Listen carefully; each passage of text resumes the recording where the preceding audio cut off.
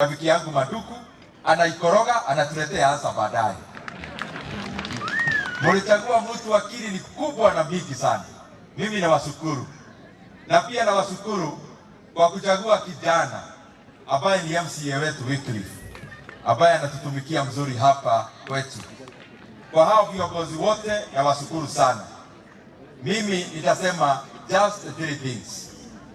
Ya kwanza, tukiwa hapa shuleni, hata kama waziri wetu wako hapa ataniruhusu niseme, serikali yetu tukiongozwa na rais wetu His Excellency William Ruto, ile kitu tunafanya ya juu zaidi katika kuwekeza pesa za nchi ni maneno ya elimu.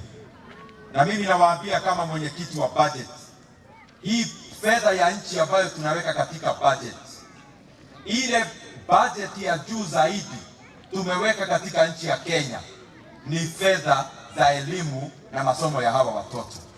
Na nendaba kumushokeria ngatho inyuothe ni undu wa kuria mumite, kuria guothe mumite na mathina maria mothe mugereire. Katiguo na mwiyumiririe kana ni no mwaka tutonya kundu kuriku DJ Smile kana ni no mwaka tujata bako kwina kaundu eka muthee kanze goka haha kena muno oi kamoshe niki we na walisia mani wa Jubilee gajubilia gaki na ni wakure Nyandarua kamoshe we ni wetu ratuma we kuria turia cio Kimani wa Ichungwah kiki Ndindi Nyoro na niki leo neto mwana twaku kare he thina ukariga gaikara thi gathiko anyita nitwakuhe hinya na nikio ndamuhe itimu ririku to ni ndijotha kwaria nao uyu muthuri ni wego ndatuma karia na andu ariku acio ndwanyita riu ri ngitheti uguo wega tukenje kio uguo tugetigana ndaya maikite kwa thayo ya budget ya Kenya 30% tumeweka katika maneno ya elimu. Precisely 630 billion shillings tumeweka kwa kupeleka elimu ya watoto mbele. Na rais wetu alinieleza hivi tukitengeneza hiyo budget, mimi singekuwa hapa mbele yenu kama wazazi wangu hawangejifinyilia watupeleke shule hata kukiwa na mashida. Rais wetu mnajua vile alikuwa hata akiuza kuku. Masomo ndio inaweka mtoto wa tajiri na mtoto wa mtu hana mapato ya juu wakae meza moja. Na ndio maana tunawekeza katika elimu ya Kenya, ndio watoto wote wa Kenya wakuwe on the same level.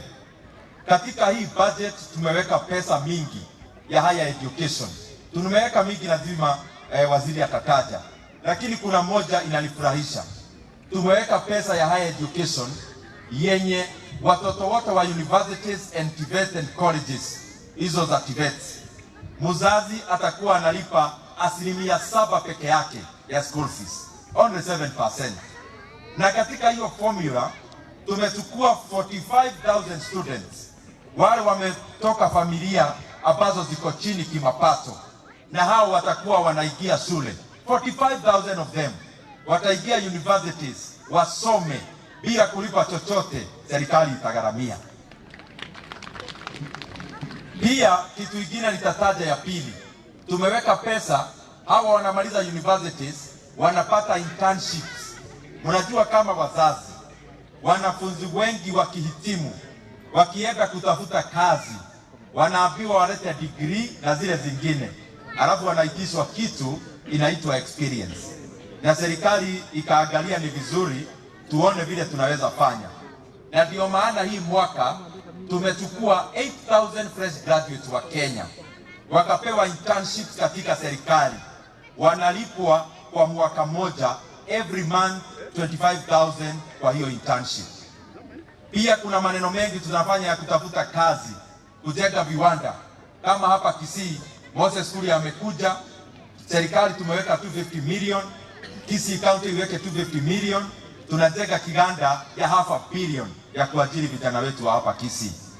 Nyamira tumekuwa hapo juzi na rais na Moses Kuria waziri, wakati alikuwa waziri wa hiyo docket, na tukafungua pia kiganda ya namna hiyo.